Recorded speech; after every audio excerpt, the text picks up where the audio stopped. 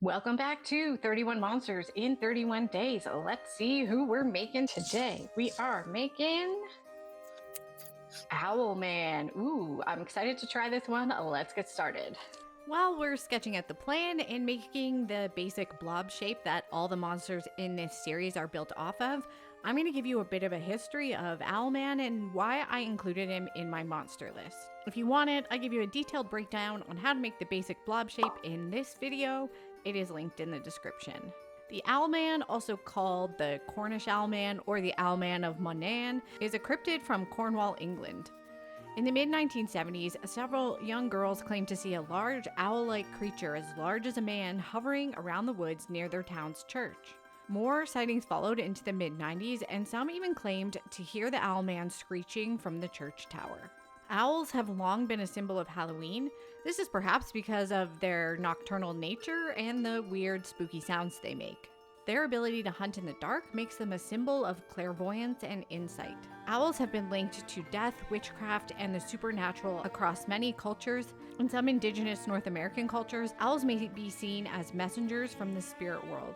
In parts of Africa, the presence of an owl might signal misfortune or curses. An owl's rarity, silent flight, large round eyes, and ability to twist its head remarkably far are all characteristics that might have caused us to see owls as bad omens. Perhaps the Owlman seen in the Cornwall churchyard was a misidentified barn owl that had been nesting in the church's tower. Imagination and superstition can be very convincing forces, but I've included the Owlman in my list of monsters because, number one, I thought he'd be really fun to make, but number two, the owl is a classic symbol of Halloween. Here's the dried blob. It's got 4 layers of paper mache on it. If you want to know how I do my paper mache, I've got a video that tells you my paste recipe, the paper I like, all that good stuff. It's linked in the description. My next step is to make Owlman's teeth and eyeballs. I need those to dry before I can add them to his face. I'm sculpting these bits with DOS air dry clay. This clay has a lot of fiber and I really recommend it for a project like this. I'll leave a link for this clay and my other supplies in the video description. I'm using the dimples in this little paint palette as a mold for the eyeballs. I'm just shoving a ball of clay in there. In a few hours when the clay has set up a bit, I'll pop them out of the mold so they can dry all the way through. I'm also rolling out a whole bunch of little fang-shaped teeth.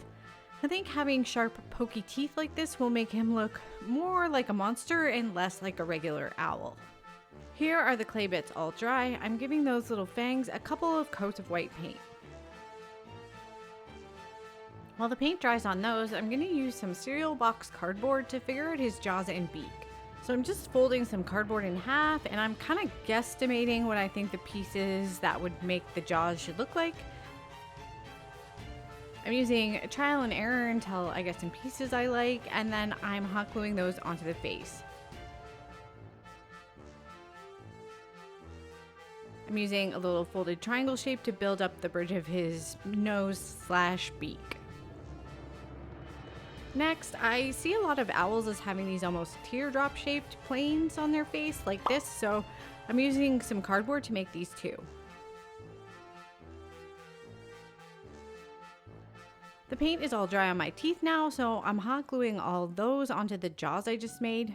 Then I'm using some bits of black paper coated in my paper mache paste to wrap around each tooth and make some gums. I'm using the black paper here because I want his gums to be black, but I don't want the hassle of trying to paint around all these little teeth later. While I have the paste out, I'm also putting some paper mache on those cardboard additions I just made. Here's this bit of paper mache dried. I want to give him some little lips over his gums, so I'm doing that with some brown paper here.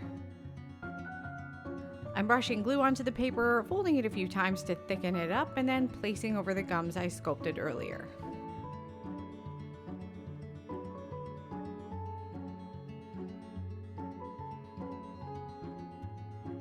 It was at this point I decided my original eyeballs I had made were too big, so I sculpted these bad boys off camera, painted them black, and coated them in resin. Now here I am installing the remade eyes.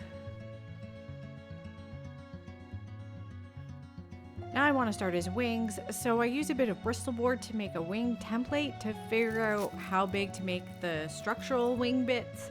I'm using a dollar store foam hair roller wrapped in hockey tape to make the top bits. Hockey tape is a black fabric tape that hockey players wrap their sticks in. Every good Canadian household has an abundance of this stuff. I use some scrap foam, a bit of wire, and more hockey tape to make the bottom bits. For the wings, I don't know guys, I really don't have a method I like for making wings.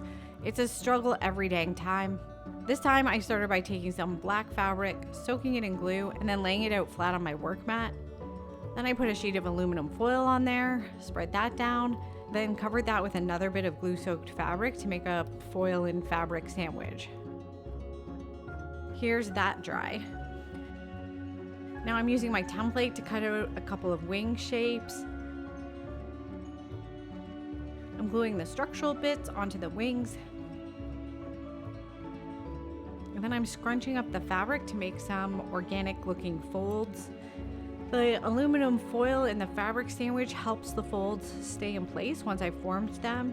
This was reasonably successful, but the fabric folds definitely weren't very strong, so I covered the wings with some paper mache to kind of lock that into place. Now I think Owlman needs some feathers, so I'm cutting some clusters of these graphic, cartoonish feather shapes out of cereal box. I'm cutting out a whole bunch. I'll put some sprigs of feathers around each eye, then sprinkle some random feathered clusters around the body. Now I'm making eyelids. I'm folding some of my paper mache paper a few times to thicken it up a bit, then wrapping the folded edge around the underside of each eye. I'm repeating that for the top eyelid too. I'm also putting a bit of paper mache over the top of each feather sprig so it looks like it's growing out of the body. I put that in front of my little space heater to dry quickly, then used some air dry clay to sculpt a little beak and bump up the area under his eyes a little bit. Now I'm installing the wings. I'm poking a small hole with a knife, then pushing the wire from the hair roller in there. That gets secured with hot glue. I'm giving the wings a few feathers too, and then I'm taking care of that last bit of paper mache. Now everything is dry and I'm giving him a base coat in this beige color. When the base coat is dry, I'm going in with a burnt umber wash. This is some watered down acrylic paint I'm slapping on with a brush and wiping off with a damp paper towel. This brings out the texture of the sculpture and gives the paint job some depth. I did a little bit of detail painting with a brush. I probably could have fussed with the paint job a lot longer, but we are on a time crunch here. We've got to make 31 monsters this month, so I had to call it done. Finally, I'm cleaning off the eyes with a Q-tip dipped in rubbing alcohol and hot gluing some black felt onto the bottom for a final finishing touch. And here's our finished Owlman. I love this little freak. I think it's a good balance between looking like an owl, but also not, you know? How do you think I did? Let me know in the comments. I try to reply to all of them.